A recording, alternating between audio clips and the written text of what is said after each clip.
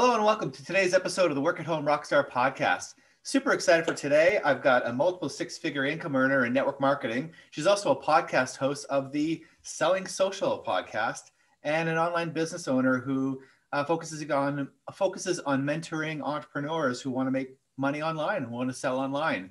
Super excited to be talking to Sydney Lich. Sydney, you ready to rock? Yes, I'm so ready. I'm so honored and so excited to be here. Beautiful. So we always start off on a good note. So tell me a story of success in your business or in your life that we can learn from. Oh my gosh. Yeah. I got started in the network marketing industry almost 4 years ago now at the age of just 21, 22 years old, and had almost zero money to my name and really decided to go all in. And I do have to say a story of success would be about 3 years of a story, because it wasn't overnight that I had success in network marketing. If anything, it's the opposite of quick money. It's definitely long money. And when I got started, I was so inspired by other people in the industry that I just really committed, like, I'm going to be a eventually 7-figure earner in this space. I'm going to make a massive impact. And I think, the biggest success that I've had is creating a team of over 4,000 people that are making additional income from home, having great health transformations with our company, being able to travel all across the country and the world with my company, and also getting to speak on stages in front of, 15,000 people, really getting to share my story, because I think it's very unique, and it's very relatable. So, story of success would essentially just be that I've gotten to live a life of complete freedom at the age of 25 and travel and do whatever I want, whenever I want, with whoever I want. Right on. Yeah, I'm a big supporter of actually the industry of network marketing. That's how I got started in business as well. And I definitely recommend it to people, not necessarily because I think that it's a good fit for everybody, that they're going to make a bunch of money in it, but the mentorship and the learning and all the things that you'll learn in network marketing will be something that will, I was just speaking with somebody who I used to be in my team when I used to do network marketing, and he's doing great with his podcast. And, we were talking about that. We're like, oh, geez, all these skills that we learned in network marketing that we're using now. Yes, Right? I was actually just on another podcast and we touched on that. I was like, if anyone wants to learn business without all the negative repercussions and all the money loss potential, join network marketing and you'll learn so much for such a low cost. It's the most worthwhile time investment of your life. Yep. And I mean, I find that even just the sales stuff, and we'll talk about that a little bit later, but the things you will learn about sales, because, there is a very, I would say, maybe it's changing, but when I was doing it, a negative stigma towards network marketing. So people tend to be, kind of closed off to you. So if you can learn how to sell in network marketing when you're already starting from a negative point, then that will be really, really great information to have when you start to sell something else, maybe down the line. Maybe you are an inventor, maybe you created a product. Well, imagine how much easier it would be to sell something like that after you've already learned all these major great tools on how to sell something that is automatically negative, right? That's such a good point. I've never even thought of it like that, but it's really true. It's really true. Totally. Yep. So definitely, yeah. And the mentorship, I mean, we'll talk about all that stuff a little bit later, but before we do, with the good comes the bad. So I'm wondering, we all hit some bad notes from time to time. I'm wondering, is there a story of failure that happened, or some sort of mistake that you made that you can share with us that we can hopefully avoid making, or at least recover from it if it happens to us? Yeah. And I would say that everything I've done, everything I've failed at has all just helped shape me into the person that I am, right? I don't think anything I've done is a mistake, because it's a lesson I really needed to learn. And as long as I learn it the first time, I won't make it again. But I think maybe like a rock bottom moment for me, I started network marketing and I left myself with $50 to my name. I flew across the country after graduating college. $50 in my bank account. I had just invested into my network marketing business.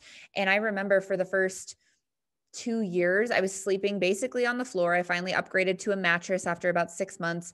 I was eating beans out of a can every night because I couldn't afford actual groceries. And there was this moment, I think this rock bottom moment that most entrepreneurs go through, where it's like, I'm either going to make this work or I'm going to have to go back and get a full-time job and do something that's unfulfilling. And so for me, that, like, I guess, failure, or those moments where I'm like living on my sponsor's floor, I have no money to my name. I can't buy new clothes. The only money that I am making, it's going back into rent or a bed frame or groceries. It was really this moment of like, no one's coming to do this for me. No one is going to come and save me. There's no one out there that's really going to care at the end of the day. And so it's, if it is to be, it's up to me. And I think that was kind of like my, not failure moment, but like, get your shit together. I don't know if I can cuss on this podcast, but get your shit together. You're the only one who's going to make this work. And there was like this snap moment of like, all right, time to get to work. And I got into massive action. I was working 16-hour days, like grinding away, not saying that you have to do that, but with the place that I was at, I didn't have influence. I didn't have a network. I was 21 years old. And I just decided it's now or never. I'm either going to live with a life of regret when I'm in bed dying at 80, or I'm going to look back on my life and be so proud of the work that I put in, even if I don't, change the world. I'm committed to creating a life that I'm really proud of. Yeah. It's funny how that works, eh? It seems to be that, you struggle and struggle and struggle, and then eventually you end up really coming up with some reason why. And then all of a sudden things start to move, and which makes you kind of think, why didn't I just do that earlier? I know. Luckily for me, I was pretty young, so I never really felt that regret of like, why didn't I do this earlier? But even at 21, I was like, man, if I would have started at 18, Yeah. So now I want to talk a little bit about getting fans, attracting people to you. And network marketing is a great one to talk about, because in this particular space, it's not like you have a storefront. You didn't start a store where people are walking into the store and saying, I want to buy this. You actually have to go out there and find people. Yep. And so that is a whole different world. And I'm wondering, can you give us some tips on how to go out there and get the word out and try to, pique people's interests, I guess? Yeah. I was actually mentoring one of my girls who's running for 6 figures in the next 12 months yesterday. And I told her there's a really big difference between someone who wants to sell a product in network marketing or just sell a random product online, or, if you have a product that you're selling, and owning a business. Because if you're selling a product, you want to try and sell it to everyone. And if they say no, you want to give up and you get frustrated. But a business owner, a true business owner, just wants everyone to know that they're in business, because it doesn't matter if the person you're sharing that you're in business with wants to buy anything from your business, but it's about those people and who they know and who they might come up against tomorrow and say, oh, I just met Sydney the other day and she actually helps people with the exact problem you have. It's about building credibility and sharing the passion that you have about what you're offering to everyone, not just the people who you think need it, but really sharing it with everyone. And for me, using social media as a business card and using that as a platform to then educate people further on what I'm doing. And then if they're interested at that time, awesome. If they're not, and it's not the right time, no worries. But it really is just about sharing that you're in business with everyone, and whether or not right now they want to buy your service, it's okay, because if you're in business forever, it won't matter. So how do you share that you're in business with people? What do you say? Well, I start genuine relationships with people. I just love connecting with people. And really what I found is it's less about what you say, and it's more about how you're showing up and how you're really listening and being interested in people's lives versus being interesting. Right. So when I'm connecting with people, I dive in with them. I'm like, what do you do? What do you have going on? How's COVID been treating you? Like, how's your life? And really just diving deep with people. And then once they are sharing, they come up with pain points. Right. And for me, it's either your health or your wealth. And so if someone's, like, oh, I lost my job, or I've been really struggling with the quarantine 15, it's a real thing. I can go to them and say, hey, I actually help people with just that. I help people create additional income from home, or I help people lose the quarantine 15 that's been like hanging on for the last year.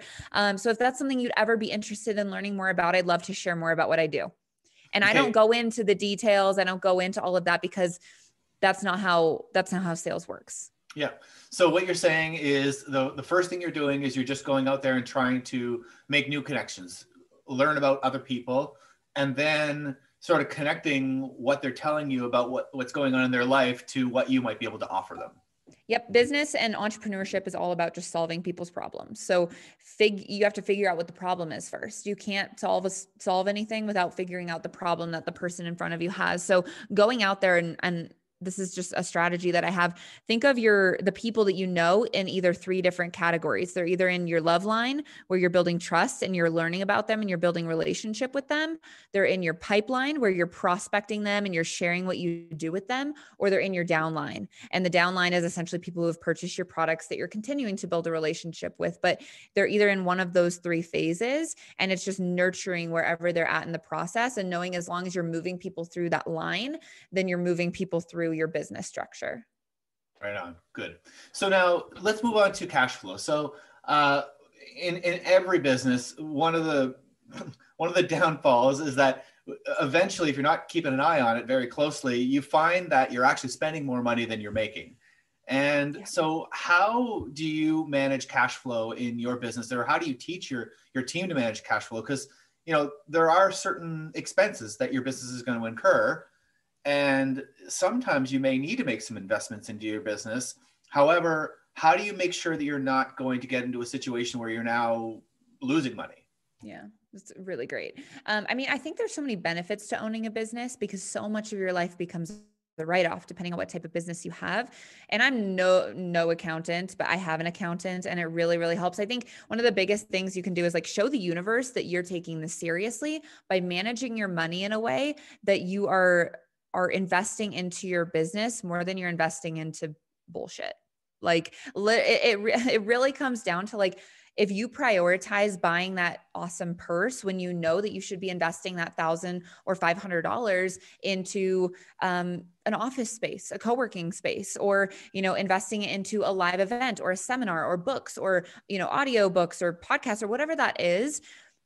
If you're just starting a business, almost no money should be paid out to you personally. I'm just going to tell you that. If you want to really invest into your business, you got to put a certain percentage each month, maybe it's 20%, into business expenses, team events, investing into websites, email things, whatever you need to do to invest back into your business.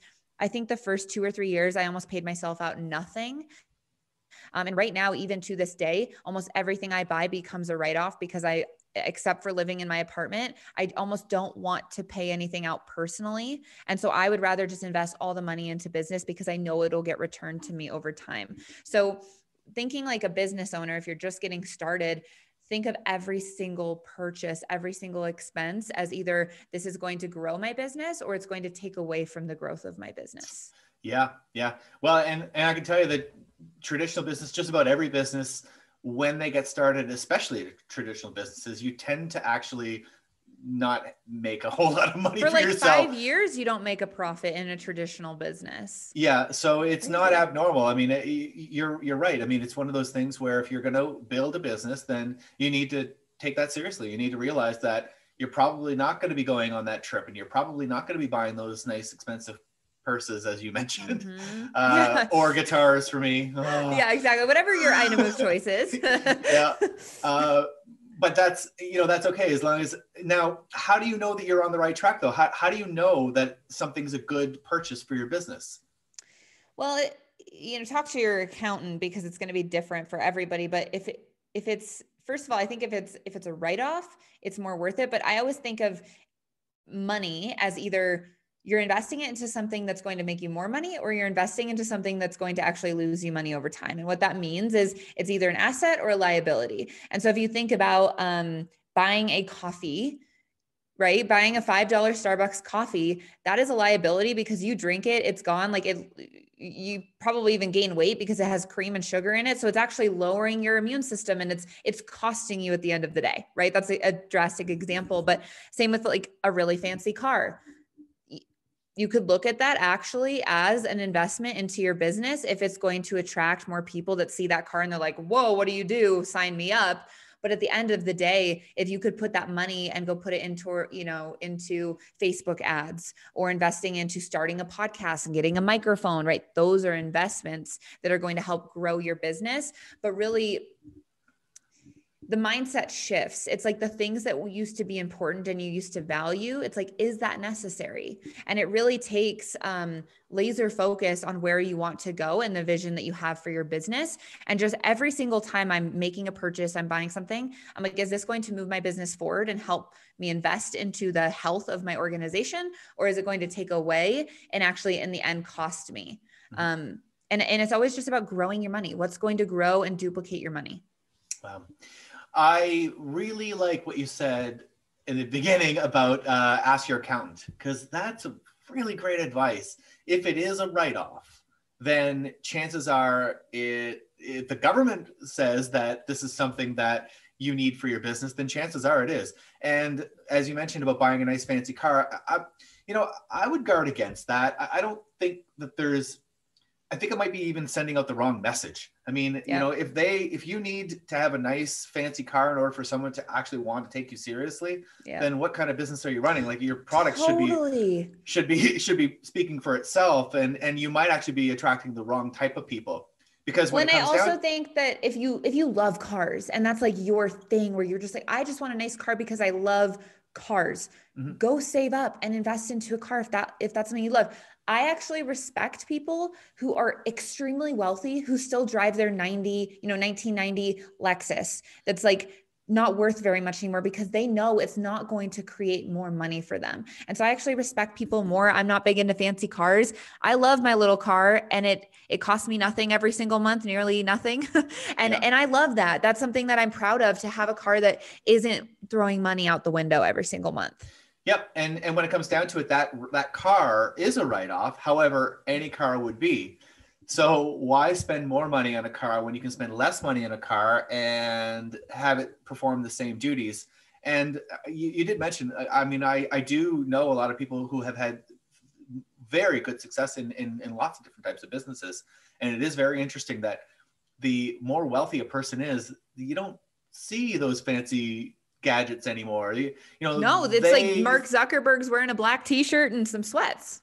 Yeah. And that's something to think about. I mean, if you're doing flashy things, then you're actually doing the opposite of what real wealthy people are doing. Real wealthy people, they wouldn't be where they are if they were, it was like what you said about the purse. That car is like a purse. It's a personal expense that you really don't need. And if you're really focused on your business, then you should be focused more on, the bare minimums of those expenses in order to grow your business rather than grow your personal status, I guess. Right. Yeah. Well, and they're also, I think, as you guys are listening and you're growing your business and you get to a point where you can do it both, you can have both, you can, invest $20,000 a month into your business, and you can invest other money into things that you want because you deserve it. And I think there's also a fine line of like, you deserve to have nice things, but when you're first listening, you're just getting started, like you're going to have to make some sacrifices. And the goal is to get yourself to a point where you don't have to pick one or the other. Yep. And that's the thing. Yeah. Once you've gotten your business to a point where you're earning enough income that your business still runs on its own and you can put into luxury items, then go ahead. However, as we've seen from the people who get there, they might actually choose not to. Yeah. Well, and you really start to realize, like, do I actually want this, or did I think that I wanted this because I wasn't able to have it before? And that just is like an existential conversation, but you're going to experience that where you're like, do I actually want these items, or are these things other people have projected onto me that I think I want? Yep. Which, so now you mentioned speaking to an accountant, like, I think that leads really well into the next point, which is, learning from the best, like finding people that you can align with. And, what's your thoughts on that? Like, should you find a mentor? Should you join a mastermind? What do you think about that? Yeah, I think, again, on the last podcast, the last closing takeaway that I had was like, go put yourself in a room with people that scare the shit out of you. And if you're not, that's something I love about network marketing. And I also hate about network marketing, because you get to be surrounded by these high level people who, in my company, they're earning $2, $3, $4 million a year, mostly residual. That's big money. That is great money.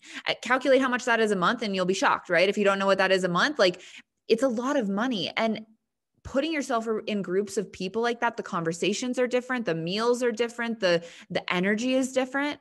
And if you're surrounded by low vibe losers, you're going to become a low vibe loser over time because you can only fight your environment for so long. And so I love that about network marketing, but the barrier to entry is so low that people often don't take it as seriously as if they were paying hundreds, if not thousands of dollars a month or a week to be a part of a mastermind. So find a group. If you can't afford one, join network marketing or join a company or find a group of entrepreneurs online that are hustling and that are meeting every single week and holding each other accountable. Find a person who is willing to mentor you. Most true mentorship, you don't have to pay for. If you find someone that truly just cares about you and they're wanting to help you, so many highly successful people will pour into you for free. And it's just a matter of you being feeling worthy enough to ask. And so I think mentorship has played such a big role. I would have quit long ago without mentorship. I wouldn't be as well spoken as I am now. I wouldn't have made hardly any money without mentorship, but find someone who has the result you're looking for and do anything and everything that they tell you to do, as long as they have the best interest in your success, and not just theirs. So that would be my advice as far as mentorship goes. Yeah. And also, don't be discouraged if the first mentor you find doesn't work out for you, because there's different people for different people. Right. Mm-hmm. And so, if you're not aligning with this person that you've, maybe you did do some research online, you found somebody who's doing what you want, you went and talked to them and you just didn't get a good vibe from them. That's fine. Go talk to somebody else, because there will be somebody that aligns with you. But you're right. I mean, find somebody who's actually been there and done that. Or, as you mentioned before, find some peers that are also shooting for the same goal and speak with them regularly. I mean, they're probably not going to charge you. However, you can keep each other accountable to each other, right? You can come with goals and you can tell them what you've done. And it's funny how that works, where, if you have some accountability to anybody, it doesn't matter who it is. Like I find even writing things down is way better than saying them in your head. You write a goal down and all of a sudden it's real. it's there. That's what I said I was going to do. So go do it.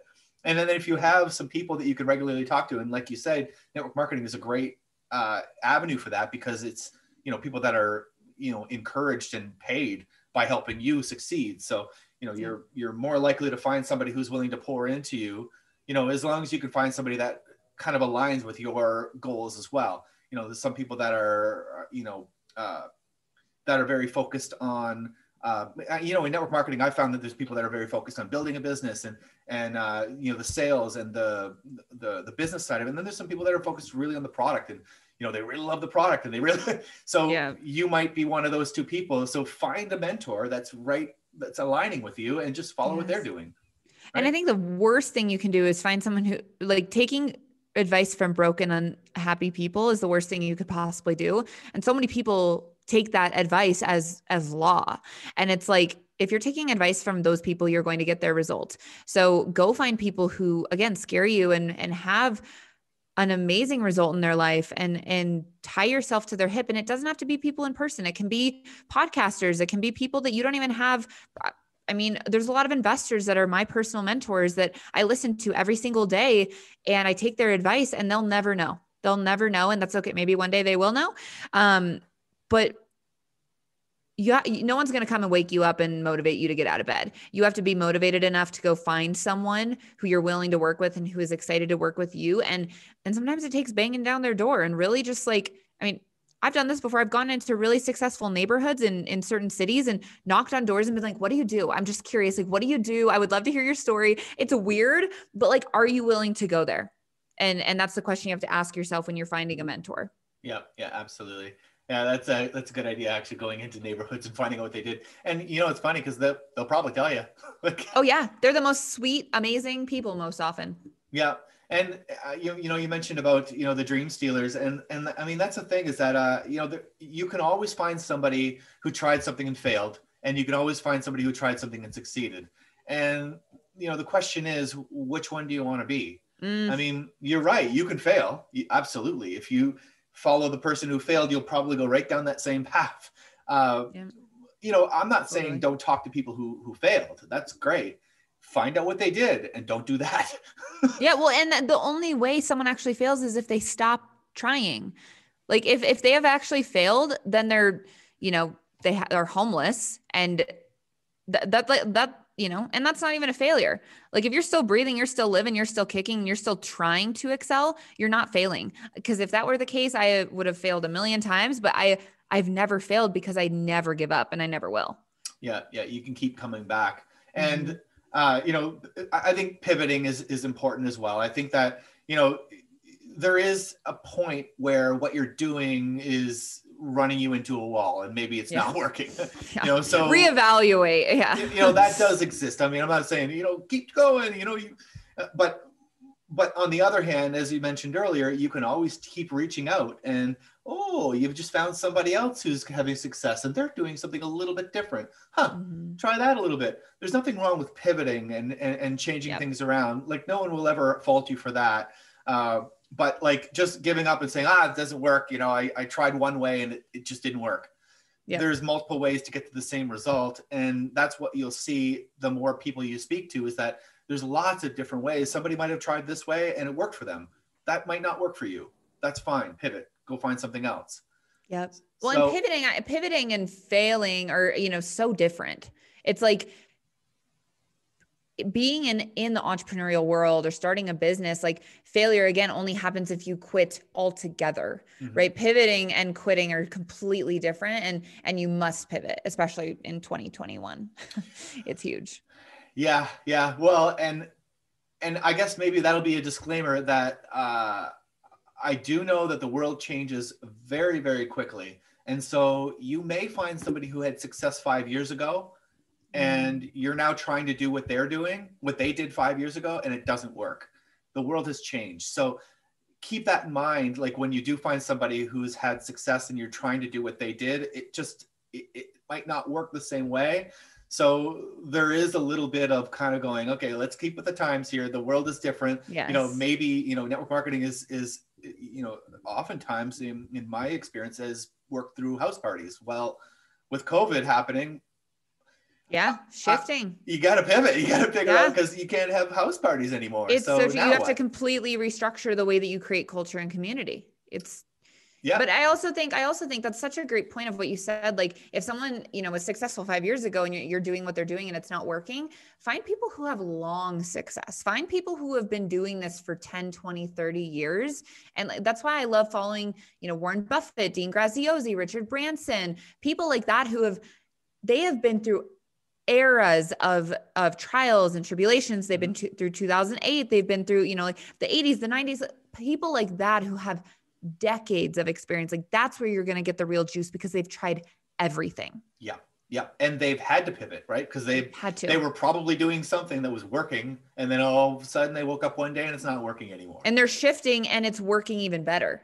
Yep. Yeah. Because you'll never like, that's why, you know, I don't think there's such thing as failure, like you said, because you're going to learn something from it. You're going to go down that path and go, okay, well, that didn't work, but what did I learn from it? And then you're going to take that experience into the next thing that you try. And everything you try after that is going to be incrementally easier, I suppose. And also more productive because you'll know what not to do. Yeah. So all those failures, so, you know, those things that didn't work for you are all things that are good for you in the end, as long as you keep moving forward. Well, and it teaches you how to relate to people. It teaches you how to be able to help people who are going through those same things, because if you never went through trials, you'll never relate to anyone and you'll never be able to really pay that forward because you've never had the experience, because wisdom comes from knowledge and experience. And you can know something, but if you've never lived it, you don't truly know what it feels like, right? Someone who has never had thousands of dollars of debt can't relate to someone who's in $100,000, that weight that those people are feeling, until you've been through it and you've experienced it, you've experienced paying it off, or, you know, whatever that is. You can't help other people truly. So it's all about taking things and learning from them, and so that you can also handle more, because I'm a big believer that the universe never gives you more than you can handle. And it's just like, hey, we'll see if you can handle this. They give you the thing and then you take it and you're either going to like get crushed by it, or you're going to feel like it's not that big of a thing, and you deal with it, you get through it, and then the universe trusts you with a little bit more. And I'm a big believer in that. So yeah, and that maybe that kind of comes back full circle to what we mentioned earlier about finding a mentor that aligns with you, because maybe if they've never been in your position, they can't really, what they're doing is not really aligning with you. Maybe you need to find somebody who's in your position so they know what you're going through, and maybe they can help you more, which is encouraging, because if you can, take a bad situation and make it better, then you are going to be a very good mentor for somebody someday, because there's lots of people in that same situation, and you can show them what you did to get out of it, right? Well, and even if you're going through things and you're like, man, this sucks. Like I'm sucking. I'm not doing anything right. The thing that's always pushed me through is like, someday someone is going to need you to have this experience. Every single day that I have something come up, I'm like, someone someday is going to come around. And if I don't have this experience, I'm never going to be able to support them the way that I can. And especially in network marketing, you're doing everything. You're personally recruiting, you're following up, you're rank advancing your team, you're developing leadership, you're doing it all. And so if you cannot help someone in the team, yes, you can leverage other people, but like, you really have to be able to be prepared to support anyone and everyone. Yeah, you're spinning a lot of plates at the same time. Yeah, for sure. So it's time for your guest solo. Tell me what's going on in your business. What's going on in my business? So I have recently, if you guys are listening to this, whenever, I don't know when it comes out, January 11th, just launched a podcast. It's called Selling Social Podcast. Me and a co-host, my best friend, Laren Kelly. We started a podcast all about teaching female and male entrepreneurs how to create businesses online and really sell their product, their service, their expertise. I've been doing the network marketing thing and will never quit that. I absolutely love network marketing and empowering leadership and creating change in people's lives. And then I also have a text community people can be a part of, a Facebook community people can be a part of. So you guys can find me at the Selling Social Podcast on anywhere podcasts are distributed. You can find me at sellingsocial.online. And then you can also follow me on Instagram at Sydney Lich, Lich. And that's really what I have going on. Perfect. Right on. So as she mentioned, go to check out her podcast. And you said Sydney Lich, right? It's SYDNEY, like Sydney, Australia, and then Lich, LICH, but you say it like fish. Awesome. Great. And I will actually put that in podcast notes as well. So if you're online, you can access it that way as well. Thank you so much for rocking out with me today, Sydney. That was a lot of fun. Yes, Tim. Thank you so much. I'm so honored. Great. And to the listeners, make sure you subscribe it on iTunes and on Google Play as well. And we'll see you next time on the Work at Home Rockstar podcast. Bye.